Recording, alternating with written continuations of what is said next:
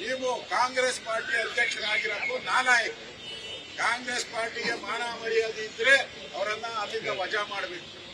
ದೇಶದ ಜನರ ಮುಂದೆ ಕ್ಷಮಾಪಣೆ ಕೇಳಬೇಕು. ಅದಕ್ಕೆ ಸಬೂಬ್ ಹೇಳ್ತಾ ಇದ್ದಾರೆ, ಏನು ಮಾಧ್ಯಮದವ್ರು ತಪ್ಪು, ಮಾಧ್ಯಮದವ್ರು ತಿರ್ಚಾಕ್ಬಿಟ್ಟಿದ್ದಾರೆ, ಮಾಧ್ಯಮದವರು ಸುಳ್ಳು ಸುದ್ದಿಯನ್ನ ಮಾಡ್ತಾ ಇದ್ದಾರೆ. ಸ್ವಾಮಿ, ಸುಳ್ಳು ಹೇಳ್ತಾ ಇರೋದು ನೀವು. ಎಲೆಕ್ಟ್ರಾನಿಕ್ ಮೀಡಿಯಾ ಎಲ್ಲ ಕವರ್ ಔಟ್ ಇದೆ.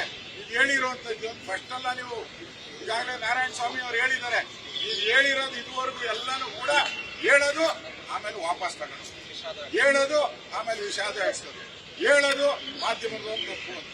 ಇದು ನಿಮ್ ಚಾಳಿ ಆಗೋದು. ನನ್ಗನ್ಸುತ್ತೆ ನಿಮ್ಗೆಲ್ಲೋ ಕರ್ನಾಟಕದ ಮುಖ್ಯಮಂತ್ರಿ ಆಗಬೇಕು ಅಂತ ಕನಸುತ್ತಾನೋ, ಅದಕ್ಕೆ ಎಲ್ಲ ಯಾರೋ ಎಳ್ಳು ನೀರು ಹಾಕಿರ್ಬೇಕು. ಬುದ್ಧಿ ಭ್ರಮಣೆ ಆಗೋಟಿದೆ. ಅಲ್ಲಿ ಕೇಂದ್ರದಲ್ಲೂ ಇನ್ನ 20 ವರ್ಷ ಹೋದ್ರೂ ನೀವು ಅಧಿಕಾರಕ್ಕೆ ಬರಲ್ಲ. ಅದರಿಂದ ರಾಜ್ಯದಲ್ಲೂ ನಿಮ್ಗೆ ಕೊನೆ ಎಳೆದ್ಬಿಟ್ಟಿದ್ದಾರೆ ಕಾಂಗ್ರೆಸ್ ಪಾರ್ಟಿ.